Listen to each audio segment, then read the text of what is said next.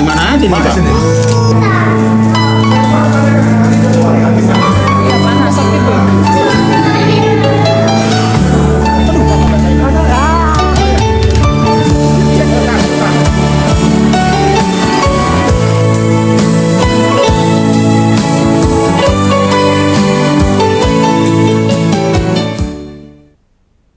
Ya, bisa dari tragedi penyekapan dan penyiksaan yang terjadi di sebuah panti asuhan di Tangerang, Banten. 30 anak telah berhasil keluar dari panti asuhan, dan untuk mengetahui situasi terkini kami akan mengajak Anda untuk bergabung bersama dengan rekan Ratih Triutami di lokasi panti asuhan.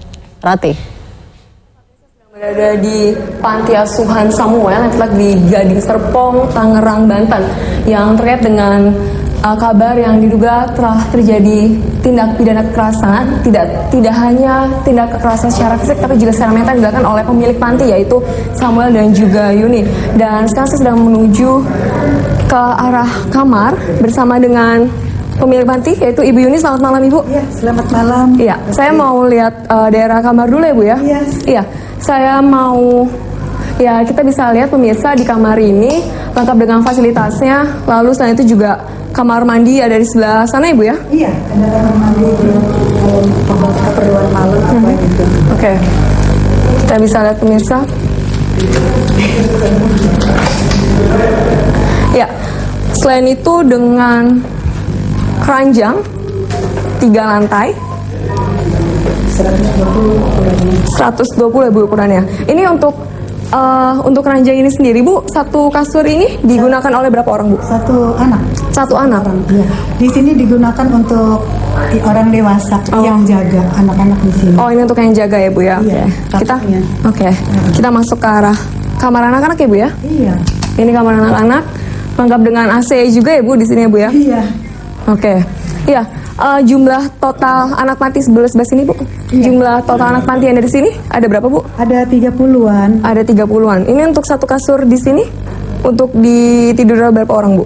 Ya, ada tergantung. Kalau yang rada gede ya sendiri, kalau yang kecil berdua. Untuk bayi kan ada untuk usianya, Bu, di panti ini dari usia berapa sampai usia berapa, Bu? Yang ada itu dari bayi 7 bulan. Tadinya ada yang 3 bulan cuma baru dipanggil Tuhan beberapa hari lalu. Jadi yang ada sekarang 7 bulan sampai ada yang udah kerja, ada yang udah kuliah. Dan mereka masih tinggal di sini? Enggak, kuliah di luar kota. Kuliah di luar kota. Iya, kerja pun di luar. Oke. Untuk kamar bayinya sendiri ada ruangan khusus atau memang digabung di sini juga? Kalau yang bayi tidurnya di bawah sama mbaknya, Oh, di sama bawah. yang cewek. Oh, begitu ya, Bu ya. Iya, Bu, ini saya ingin bertanya tentang terkait dengan pemberitaan Ibu yang mengatakan bahwa di panti asuhan ini telah terjadi tindak kekerasan, tidak hanya secara fisik dan juga secara mental juga, Bu, indokkan di sini. Apalagi juga yang terbaru adalah hari Kamis kemarin ya, Bu ya, yang bayi 3 bulan yang ada di sini itu meninggal karena diduga tidak mendapatkan perawatan dan juga pengobatan secara intensif. Bisa Ibu jelaskan?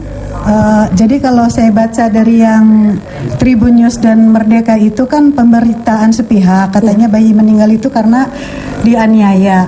Nah, sedangkan itu kenyataannya malam-malam itu bayi demam, dikompres turun, terus mau minum susu gitu loh. Tapi sebelumnya sudah sempat dibawa ke dokter atau ke rumah sakit? Enggak, karena begini, ini kan kita masih darurat, masih seperti ini. Saya belum tidur di sini. Kenapa Ibu belum tidur di sini, Bu? Ya masih karena kan masih banyak barang di tempat yang lama. Perabotan masih di tempat panti yang lama. Oh gitu. Di sini sudah dari sejak kapan? Hampir 2 mingguan ya. Hampir 2 mingguan. Oke. Bisa jelaskan tadi bayi tadi? Jadi bayi itu waktu hari Rabu kan tiap hari saya sama suami Pak Samuel kan datang ngontrol anak-anak. Kalau suami saya datang ke sini dari jam 5 pagi, kita doa bersama di sini sama anak, terus anak-anak siap pergi ke sekolah antar. Nah, waktu jam 5 datang itu tidak ada keluhan, tidak ada laporan bahwa ada yang sakit. Karena mungkin menurut pembantu sendiri anak itu sudah oke. Karena kan udah nggak demam dan mau minum susu. Jadi demamnya itu katanya ya antara jam 9 jam 10 demam, dikompres, demamnya turun, terus minum susu ada beberapa kali minum susu. Baru ketika Pak Samuel kesini jam 5 pagi itu nggak ada keluhan, jadi nggak ada penanganan kan. Pergilah antar sekolah 2 kali balik, terus dia kan nggak langsung ke sini kan, sarapan apa bla bla bla, kesini lagi 8:30 Dan sudah. tidak ada, Dan sudah jadi tidak. mengagetkan gitu. Oh begitu. Oke, terlepas dari pemberitaan yang tadi bayi yang meninggal tadi Bu, juga dikatakan bahwa ada beberapa korban anak-anak itu yang sudah sekarang sudah berada di LBH semua ya Bu ya? Yang di LBH itu ada beberapa anak ya. Gitu. Saya tidak tahu karena kan mereka mengambilnya tidak sehat, tidak pakai etika. Harusnya kalau dia merasa diri LBH berpihak kepada anak-anak, dia datang loh dong secara gentle. Ini terjadi ini bla bla bla. Jadi sekarang saya mau ambil dikawal polisi atau dikawal pengacara atau apa kan? Itu anak pergi sekolah. Tiba-tiba tidak balik, anak lagi main, tiba-tiba nggak kembali, tiba-tiba ada di TV One. Oke. Alasan mereka adalah karena di sini terjadi tindak kekerasan. Seperti ada contohnya ada anak yang mengaku badannya memar, lalu ada gigitan orang dewasa. Seperti itu Bu. Memang terjadi seperti itu. Lah, kalau terjadi seperti itu kan anak siapa, di mana, kapan, ya kan harus ada bukti. Itu kan di sini kalaupun ada gigitan itu anak sesama anak itu tanya sendiri sama yang ngasuh di sini gitu loh. Seperti itu. Jadi kalau sampai ada aniaya apa ya, berarti kan kita tidak manusiawi. Ngapain kita capek-capek membangun tempat yang seperti ini? Jadi kan dengan kondisi fasilitas yang begini kan membuktikan kita mencintai anak-anak. Dan saya sendiri tinggal pun sama mereka selama belasan tahun itu. Gitu.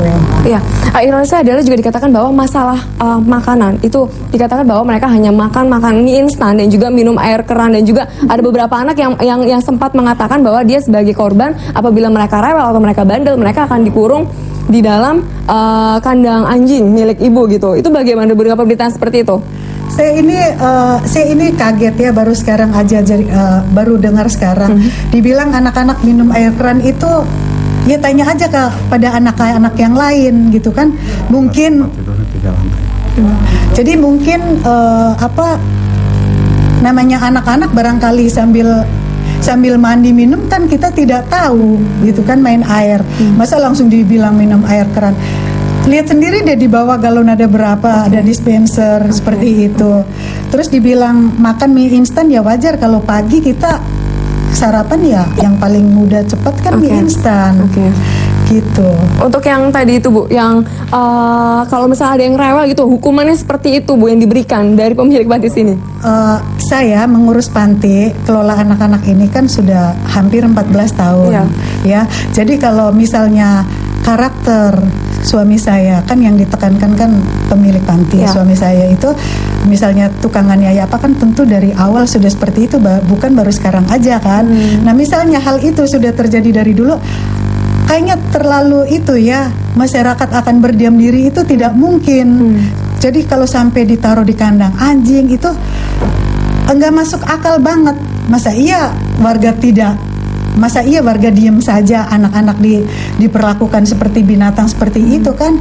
Jadi tolong buktikan anak siapa, lagi kapan, siapa yang marah. Jadi semua pemberitaan itu memang punya niat menghancurkan panti saya, pelayanan kami. Dan saya berterima kasih sekali karena berkat salah satu media TV tadi ditampilkan orang-orangnya. Karena selama ini menjadi pergumulan kami, siapa di balik itu, dalangnya, pelakunya. Oke. Kembali ke ruangan ini Bu. Ini tempat tidur ini, ranjang ini 3 lantai nih Bu ya. Itu paling atas itu untuk anak-anak usia berapa sih Bu? Yang paling atas kan ini cukup tinggi ya Bu dan agak rentan ya. Kalau misalkan mungkin mereka terjatuh atau bagaimana? Di atas nggak dipakai. Cuman kalau kenyataannya tengah malam ya saya nggak tahu ya. Ini ruangan untuk anak-anak hanya 2 ruang, hanya tempat ini aja untuk anak-anak. Ini ya anak cowok. Oh, ini anak cowok. Yang cewek ada di sebelah?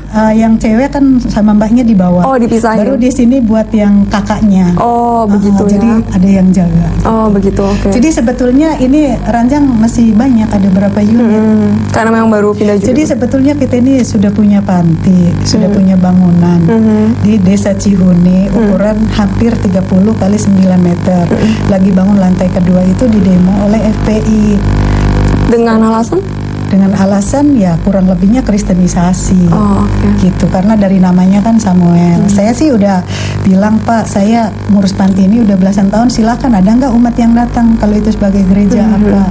Gitu. Oke, ya Ibu, untuk anak-anak panti yang ada di tempat ini Ibu, sudah dari sejak 14 tahun ya Ibu sudah mengurus pengelola panti gitu. Untuk anak panti yang datang di sini tuh bagaimana sih Bu untuk mendapatkannya? Apa mungkin memang ada orang tua yang sini atau memang karena ada orang tua yang tidak mampu sehingga mereka menitipkan anak di sini?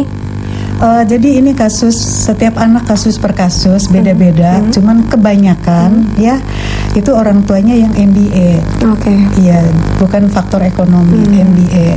Jadi ketika dia hamil, ditinggal pergi, ya dia cari tempat daripada orang tuanya tahu, keluarganya tahu, karena yang anak di sini tidak semuanya anak jalanan. Jadi ada anaknya mahasiswi, ada orang cari kerja dari luar kota hijrah ke Jakarta, kejadian dan tidak pernah ngomong dengan siapa-siapanya kan. Ada berita juga yang mengatakan bahwa panti asuhan ini apabila mendapatkan donatur sumbangan berupa makanan seperti beras ataupun yang lain itu yang tidak langsung makan itu biasa dijual kembali, dan juga ada yang mengatakan bahwa ada donatur yang menyumbang 400 juta yang mungkin itu digunakan untuk secara pribadi untuk pemilik, yaitu Bapak Samuel dan Ibu Yuni. Ini bagaimana tanggapan Ibu? Iya, jadi itu saya tadi sudah menyangkal, itu kan pengakuan dari Pak Hotma Sitompul. Dia bilang bahkan 500 juta. Saya bilang buktikan. Kalau itu sumbernya dari donatur, ya ditampilkan donaturnya yang memberi itu atau setidaknya bukti.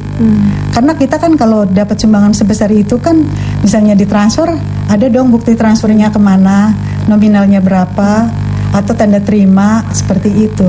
Jadi itu bohong besar kalau dibilang begitu. Terus tadi dibilang beras atau apa sembako. Anak-anak di sini kan meskipun 30 orang, hampir 40 dengan kami yang dewasa-dewasa itu kan terbatas makanan. Sementara sumbangan kan datang terus, apalagi kalau Christmas, event-event tertentu banyak banget sumbangan itu. Nah, kita tidak mungkin tampung terus. Nah, jadi ada dua hal. Di satu sisi kita membangun panti ini 1 tahun lebih yang lalu. Kan butuh dana untuk bayar tukang, butuh material. Sampai hari ini pun saya masih banyak hutang, kalau mau tahu itu puluhan juta.